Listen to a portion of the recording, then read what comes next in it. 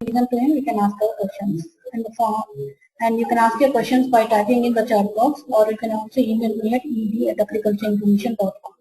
I repeat, ed@agricultureinformation.com. And I'll ask this same questions to Mr. Kalidas. And if we have time, I may unmute one or two members in the audience, and so that you can directly talk to Mr. Kalidas. Mr. Kalidas, I'm unmuting you now. You can start your presentation.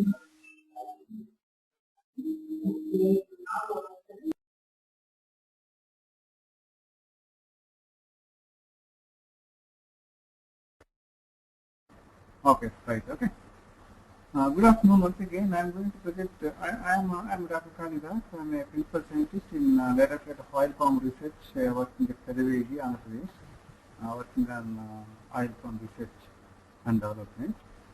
I just want to give a talk on oil palm cultivation, prospects and problems, particularly in Indian conditions. Mr. Kalidas, yeah. Little slow. You are going fast. Little slow. Okay.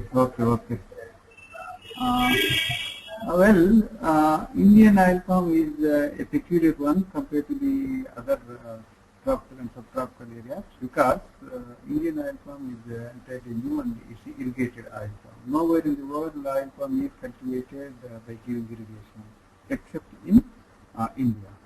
Of course, this is, as you know, that India is a thickly populated country, and we are importing a lot of vegetable oil because we are consuming about 14 kg of palm oil and vegetable oil per person per year, and our production is only 8 million tons every year, whereas we are importing about 10 million tons. Totally, we need about 17 million tons of vegetable oil at present. That is in 2012. And our expectation by 2030, we may need around 40 million tons. That means, the gap is very wide and our production capacity is not that much. So, the best alternative, of course, what crop it is, like that we thought in the 1980s, we have introduced oil palm as the best alternative for Indian conditions to feed the Indian people. So now our projections are a little bit different because it is about 4 to 6 tons of vegetable oil per hectare per year, and whereas if you go for groundnut or rapeseed or any soybean, we may not get more than 1 ton of oil per hectare. That means unit area, from unit area the productivity is more in case of oil palm. So since India is Mr. Kalidas, your voice is not clear. Can you speak a little louder and clear? There is some disturbance coming from your side. Now is it okay? If you speak louder, that disturbance won't come. Okay then. Yeah. Okay friends, directly I will go to the session, that is oil palm cultivation for sustainability for farmers, processors and administrators. Why I have given this 3 aspects is farmers, of course, since they are cultivating oil palm, yes, they should be sustainable. Then processors, since they purchase the product from farmers and they process it for oil, yes, naturally they should also be sustainable. And finally, administrators. It is the role of administrators to give the to supply the what we call ingredients to the people. So it is their major job to see that all the things are available to the people. So and that's why I kept this administrator and oil palm as a sustainable crop. Then if you see this photo, I hope everybody is seeing it. Okay, this is a clonal oil palm orchard, and this Yusuf Basiran is a CEO of Malaysian Palm Oil Council, which is the leading organization in Malaysia on palm oil. He says oil palm is the most sustainable crop to feed the hungry mouths of the world, particularly vegetable oil. Then, if you see this map, we say that oil palm is cultivated, or the area suitable for oil palm cultivation is about 20 degrees north and 20 degrees south of equator. That is, If you see, this is the equator and all this Thailand and other things, then Philippines, then Burma, little bit, then Indonesia, Malaysia, all these areas will come, and similarly India. But as per our experience, it is coming very well in Assam, which is about 20 degrees altitude, then in Sri Lanka, then even China is also cultivating oil palm nowadays, particularly in southern China. Then, what are the benefits of oil palm cultivation? So, by cultivating oil palm, you can get more returns because the benefit cost ratio for oil palm, as per our study, is about 1.8. That means for every 1 rupee the farmer spends on oil palm cultivation, he will get about 1.8 rupees. Then you can replace the other non-remunerative crops which are posing threat, then you can save labor. Labor saving is very much there in case of palm oil cultivation compared to groundnut. Then you see this slide where this profit loss of Federal Land Development Authority in Malaysia. If you see it, the cost benefit ratio is 1:3.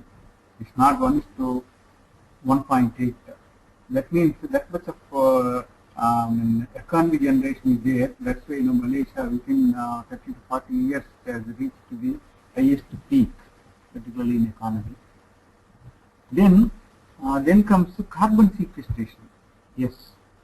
If you see this, the role of oil palm in carbon sequestration, before to carbon sequestration, we should know one thing that the human oxygen needs, if you see it, every human being on this earth, they need about 250 ml or 250 milligrams per minute of oxygen. At this rate, the healthy person needs about 8,000 tons of oxygen for completion of his life cycle. Here we are taking about 65 years as his life cycle. Then at the same time, human carbon dioxide emissions, if you see, it's about, as per study, a human being emits about 2.3 pounds or 1 kg of carbon dioxide per day per person.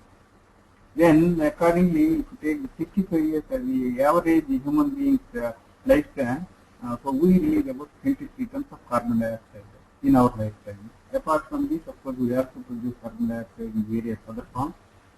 Then, where to go and how to get this much of oxygen and how to shunt it out the carbon dioxide means, if you plant 1 hectare of oil palm plantation, it produces about 21.96 tons of oxygen per annum, whereas it absorbs about 30 tons of carbon dioxide. This is the beauty of this crop.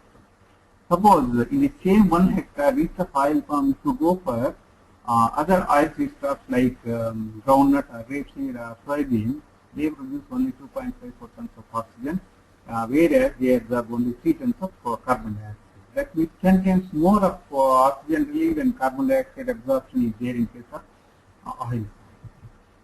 Then oil palm is a sustainable crop because now it is under RSPO supervision, that is Round Table on Sustainable Palm Oil. Not only that, it is under the supervision of ISCC, very sustainability plus carbon certification. Then comes sustainable agriculture means the practice will satisfy the demand on environmental friendliness of the industry. Then it issues the market of a product's environmental worthiness. Then it provides incentives like sustainable plantation management and make the industry accountable for environmental impact. Then the other benefits of sustainable agriculture for oil palm would be increased productivity, environmental protection of natural resources, then social acceptability by individuals, then economic sustainability. Okay, your good name. Okay. Yes. Then apart from this, oil palm is a good plant for recycling its waste. So if you get about 25 tons of fresh fruit bunches from 1 hectare of oil palm, they extract about 93 kg of nitrogen, 11 kg of phosphorus, and 92 kg of potassium. But at the same time, this much of nutrients you can get back from its biomass because from 1 hectare of oil palm, it gives a huge biomass of 15 to 17 tons of biomass, particularly in form of leaves, empty fruit bunches, apart from our FFP. Then it produces on an average about 24 leaves per palm per year, which is equivalent to 10.3 tons of biomass per hectare. Then if you see this, these are the biomass which are produced by oil palm apart from SOD. These are the leaves and this is the empty fruit bunches. Then the rhizosphere of oil palm, if you see how best oil palm is useful for the rhizosphere means it has adventitious root system.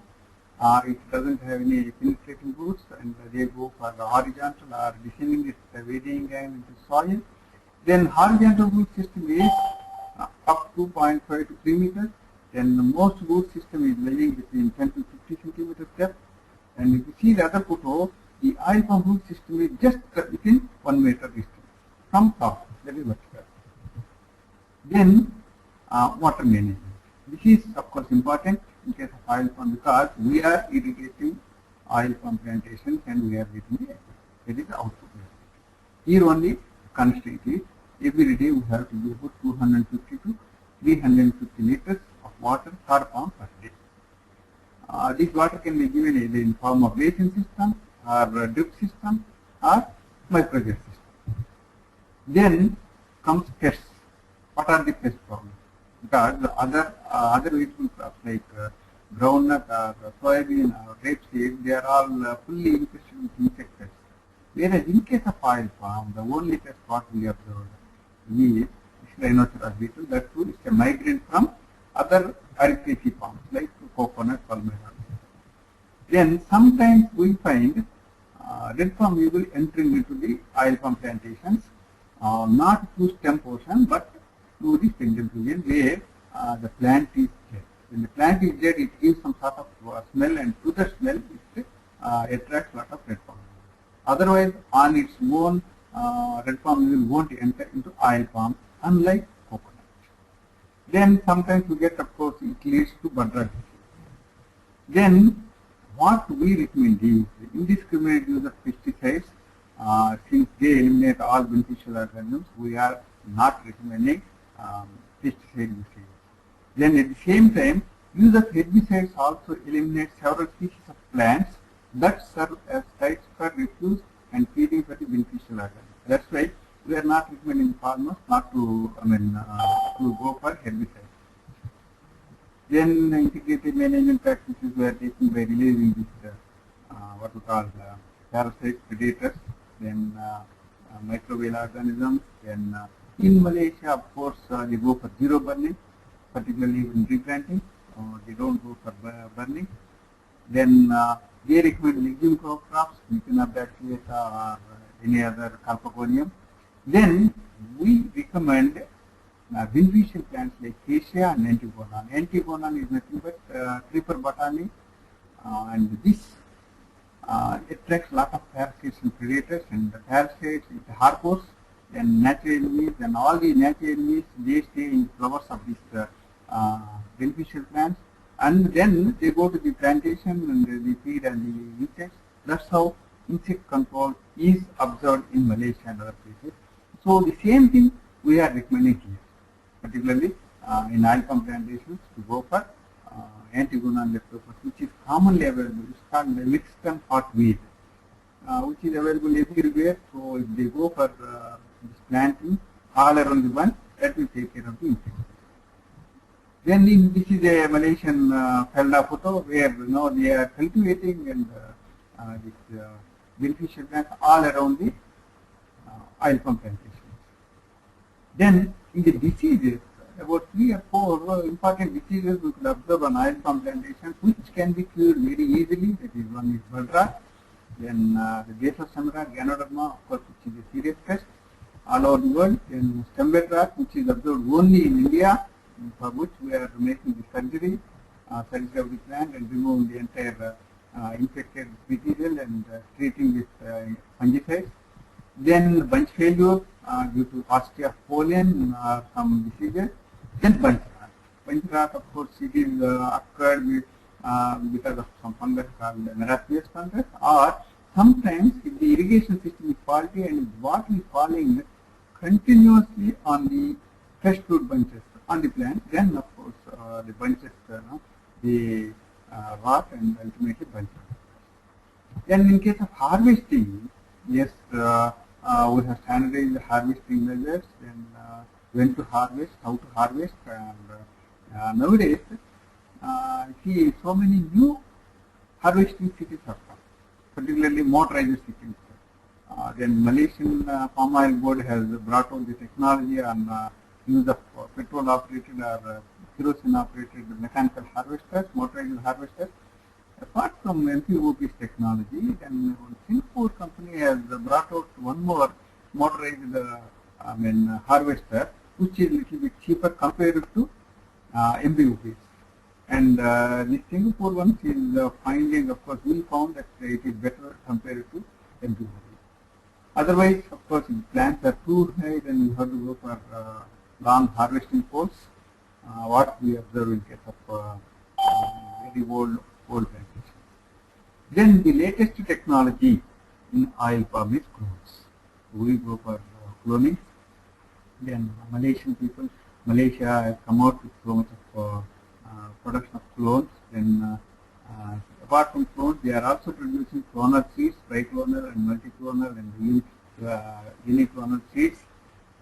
Then, but the clones have their own problems because even though we expect same, a lot of unity, symmetry or similarity among all, but variation is observed in most of the cases. That's why it is not picking up as we expected. However, even in the Europe has also brought out some technology, particularly for cloning. Then, what are the critical areas to be addressed, particularly in case of oil palm cultivation in India is prospection of oil palm germplasm for desired traits. We need conservation and utilization is essential. Then efforts to achieve self-sufficiency in planting material because we are depending mostly on outside the country because our production is only just 2 million seeds, whereas we need about 40 lakh seeds every year. Then production technology for varied agroclimatic conditions, we achieve 6 to 8 tons of oil per hectare and 20% of OER. And Malaysians, they have brought out one clone which is about 7 to 7.5 tons of oil per hectare. Then, what are the future research threats of DOPR, that is our institute, is effective management, enhancement, evaluation and valuation of genetic resources. I just want to say that genetic resources, particularly in case of oil palm, is very, very narrow. However, we are trying our level best from the local population itself. Then the development of improved hybrids with high yield, growthness and resistance to abiotic and biotic stresses. Then strengthening of oil palm hybrid seed production with advanced generation materials to achieve self-sufficiency in domestic planting material requirements. On this, we are giving a lot of stress because so far about 50% of our needs, particularly on seeds, we are dependent on outside the countries. And what material they are sending, nobody knows because we are not allowed to see the planting material or their mother plants.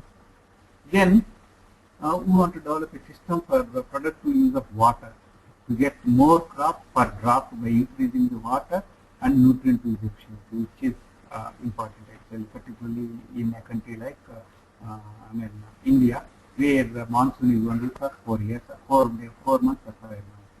Then we want to develop a suitable harvesting tool for oil palm production and the post-harvest technologies to improve product quality and minimize environmental impacts. Then we want to develop integrated pest and disease management schedules for all the important pests and diseases. Then we want to develop a new diagnostic techniques for rapid and accurate and cost-effective detection of high-impact pests and diseases, particularly with Ganoderma. Identification of Ganoderma disease is very, very difficult, particularly in young stages or in initial periods itself to identify and it's very easy to control. So that kits or diagnostic techniques we want to develop. Then by 2050, the requirement of vegetable oil is, as I told, about 40 million tons. The area covered under oil palm is 2 million hectares, then palm oil to be produced will be about 14 million tons. Then this contribution of palm oil to vehicle oil requirement of India will be about 33.4%. Even then, we may have to import even after 2050 also. So let us start a big step now itself with a big what we call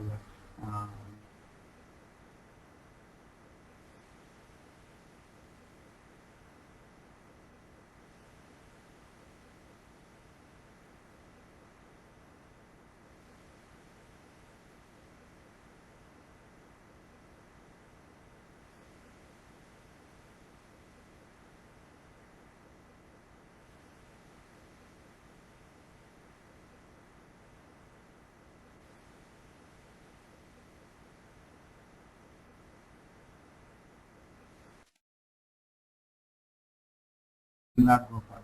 That needs sustainability. Then at the same time process also needs sustainability. Then the sustainability from where will it come? It of course it comes from technologies, it comes from administrative sector, and because unless the farmer gets good price for his output, he will not be sustainable.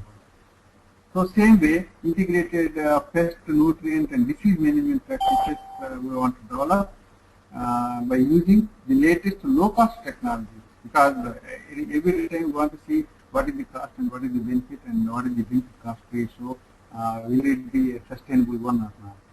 Then it will leverage the sustainability to the oil palm industry as a whole. In the sense, not only the farmer, the processor will also get benefited. So this is how this marketing, this is what I want to say. Thank you very much. But more than this, these are common presentation. If anybody has doubts, particularly in case of oil palm cultivation in India, please feel free to ask me. Thank you. Thank you for the interesting talk, Mr. Kalidas. Audience, you can start your question. Okay. All right. Yeah. Present.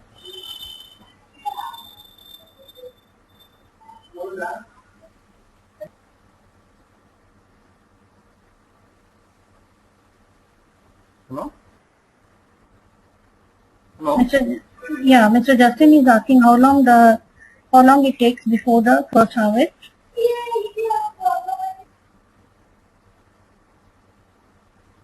Hello, Mr. Justin. How long it takes before the first harvest? Yeah. Okay, Mr. Justin, the thing is, okay, I mean, generally, Malaysians say it's about after 3 years, but in our in the conditions when you give irrigation and other things, and if you don't take any crop in the initial period, yes, by after the completion of 2 years itself, yes, you will get. And here our farmers in Andhra, some farmers are getting in the third initial, that is after 24 months, they are stopping the ablation and they are releasing these flowers to fruit it. Then within the third itself, they are getting about 10 tons. Minimum 10 tons, everybody is getting it. Will it be okay, or shall I mean, put it in writing, typing? Ms. Justin? Yeah, Mr. Justin.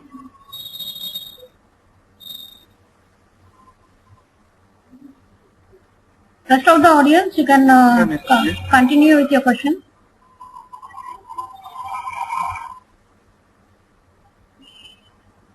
Mr. Sandeep, Nanda, Vijay. Nanda is an offline, sir. Yeah. Vijay is there.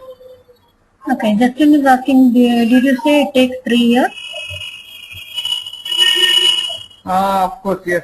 It's not completed 3 years, but you know, here we are getting within 2.5 years itself we are getting it. The first harvest, some people they are getting it. It all depends on how best you can manage your farm.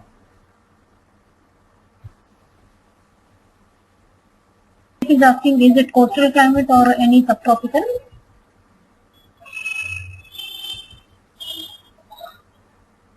Yeah, it is coming up very well in subtropical areas.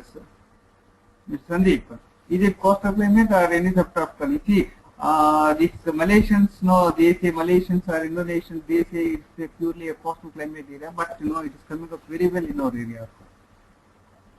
Did you also say the yield is about 5 tons of oil per hectare? Yes, it is true, 4 to 6 tons. But you know, AER, there is one company in Malaysia, it has brought out some clones which are yielding about 7.5 tons. 7.5 tons of oil per hectare. And Sandeep, Telangana region of AP, yes, it is coming up well in Khammam area. Even at Bhadrachalam area, in Palwansa area, where the temperatures shoot up to 52 degrees centigrade in spite of high temperatures and low humidity, we are getting a very good crop, particularly in Telangana. But no, it's a good crop in Gulbarga area, which is adjacent to Medak and other places. And then Telangana, in Anantapur and Ballari, it's coming up very well. Anantapur, of course, is a Rayalaseema area, but adjacent to Telangana means yes. Even Nalgonda, yes, it's coming up well. Nalgonda, of course, already some companies they are working on oil palm. So Medak or Vikarabad, Medak, I have my own doubts because, but you can try it. We have gone up to Nalgonda, we have gone up to Khammam. These two areas is coming up well. By seeing the Khammam, yes, we have the faith that it will come up. Do you know what is the coconut oil yield per hectare? Yeah. I'm sorry, sir. It varies. Okay. Okay. Please give a figure. Okay, regarding coconut oil yield. Coconut oil yield. Okay. I have to see it because coconut means in Kerala, of course, it gives very high. Here, in fact, we sell it in the form of tender waters, and in Sri Lanka also it's tender water. But oil yield, if you ask now, we have to see it. Yeah, I'm not sure. Okay. Shruti, Mr. Sandeep. Yeah, please. Yeah. What is Mr. Rajni? You are telling something? No. I was asking other audience have questions. Do you know what is the question? Shruti, Sandeep, Mr. Nanda, Vijay. Okay. Sandeep is asking how many plants per acre and yield per plant? Yes. That's a very good one. Okay. In fact, how many plants per acre and yield per plant, right? The thing is, it all depends on what are your future plans, particularly in that area. See, the general recommendation in Malaysia is about 57 plants per acre or 143 plants per hectare. That is with 9 by 9 by 9 triangular spacing. But the problem with this is what we are observing is because we are giving irrigation, we are giving fertilizer, and we are treating it as a incubator baby. That's why the leaf length is increasing and it is attracting insects to feed. So what our recommendation is, okay, let us go wider spacing of 10 by 10. Second thing is, if you want to go for cocoa plant area as the intercrop, because cocoa is a very good intercrop in oil palm and cocoa nut. But the thing is, cocoa also needs some sort of sunlight. Whereas in case of oil palm, if you go for 9 by 9 by 9 spacing, within 3 or 4 years, the leaves of the adjacent palms, they are intermingling, and ultimately we are not getting any light inside. So we are unable to grow this cocoa very well. That's why if you go for wide spacing like 10 by 10 by 10, definitely yes, in some places we observed yes, it's coming up very well and it is yielding. So that's why, what are your future plans? That means if you want to go for cocoa as intercrop after 2 years or after 3 years, then definitely yes, you go for 10 by 10 spacing, and in that case you may have to forego about 7 palms. That means only 50 palms will come in acre. And the yield, of course, absolutely we are not finding any, not 40 plants, about 50 plants. Yield wise, absolutely there is no problem. Definitely, yes, you can get more than 10 tons per acre. Because if you increase the spacing, all the lower leaves of the oil palm, they get the sunlight, and ultimately the yield is increased from these palms. Okay. Sandeep? Sandeep is asking once plant yielded, planted yield comes how many years? Is it harvested once a Harvested year? once no, it's not once a year. Every 10 days you have to harvest, number one. Then after 3 years, from third year onwards, you can start yielding it. You can start harvesting it. I have seen the plants, particularly in Karnataka, in Sulia area, there is in South Canara, there is mango, near Mangalore. 43 or 44-year-old oil palm plantation, they are still yielding.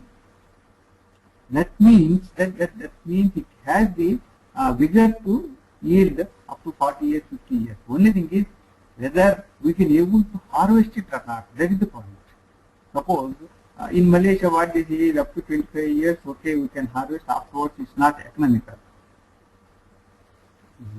So you can simply harvest up to 25 years. By that time, I think we can get some good motorized instruments for the harvesting. Okay, Mr. Justin, please. Okay, Can you Kalidas, please give the economics? sorry. Yeah. Sandeep is asking, can you please Revenue. give the economics? Yeah. Right. Can you please give the economics? Yes, economics in the sense, see recently what we have done is we have taken up a study, not ourselves, even this Government of India has taken up a study and they have fixed that for producing about 1 ton of FFB costs about 8,000 rupees. So what is the revenue per acre means? That is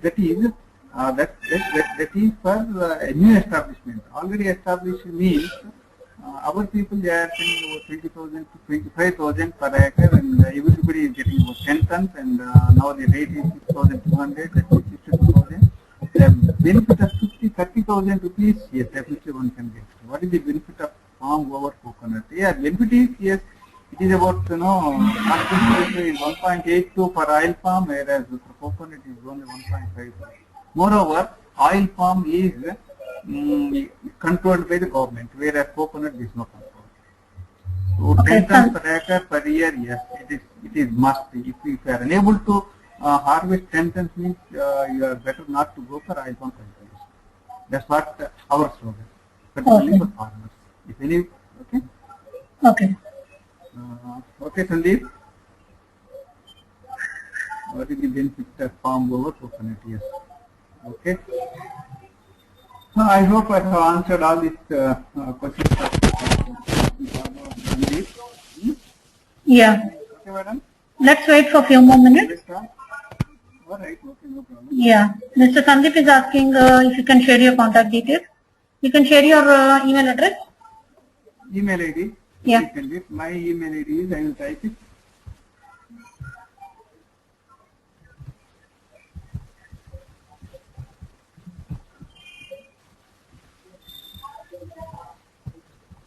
Okay, this is my email ID.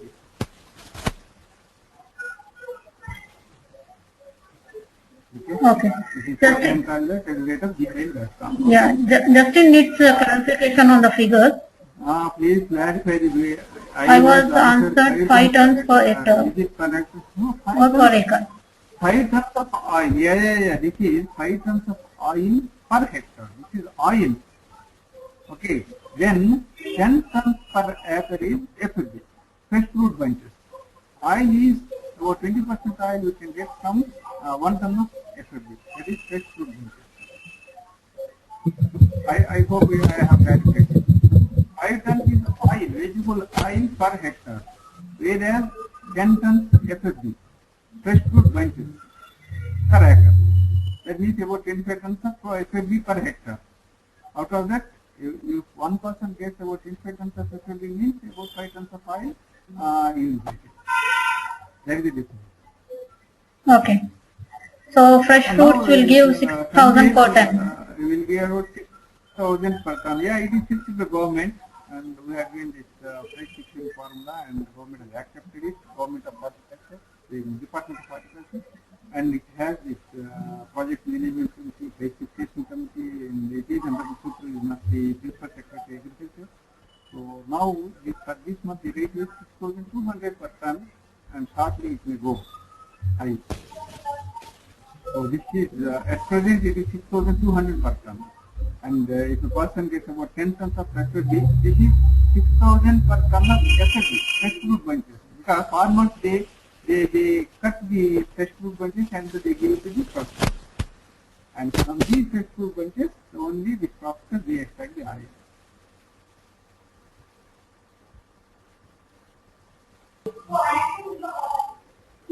Justin, Sandeep, I hope your doubts are cleared.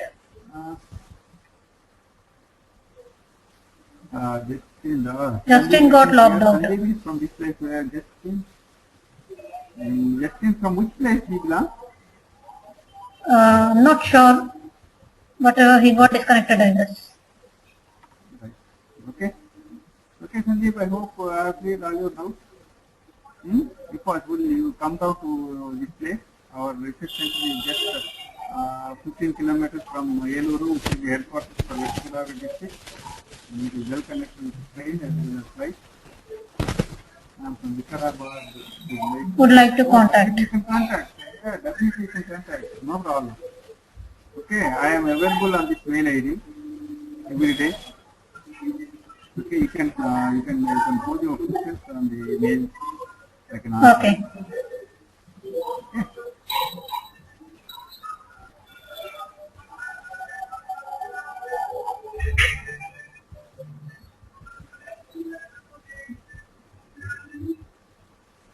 Okay, thank you. Thank you, Sandeep. Okay. Bye, madam. Thank you. Mr. Kalidas, just hold on. Maybe other audience has some questions. Okay. Right. Okay.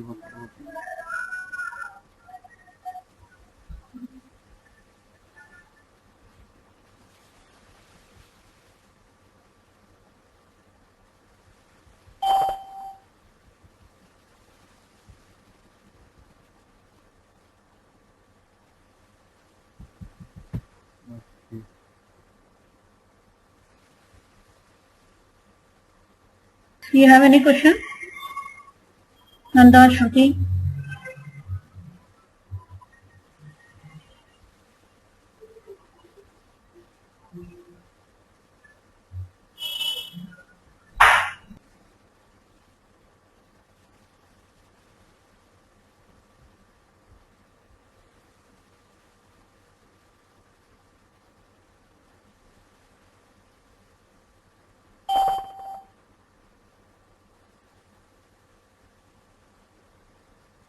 Sandeep is there. Vijay is there. Nanda is also there. Shruti is also there. Okay, I think audience doesn't have any more questions. And audience, before I end this meeting, I would like to have a quick feedback on today's talk. Please visit this link and fill up this form. It will take just 1 minute. This is the feedback form. And if you would like to continue, and if you have any more questions and doubts, you can continue this discussion through the discussion forum. And I am giving you the link where you can post your questions, and Mr. Kalidas will answer them accordingly.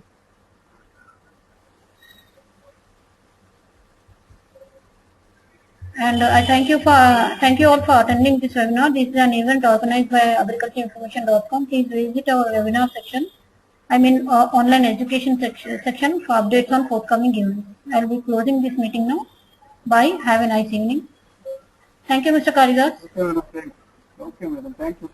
You're welcome. Thank you. Bye.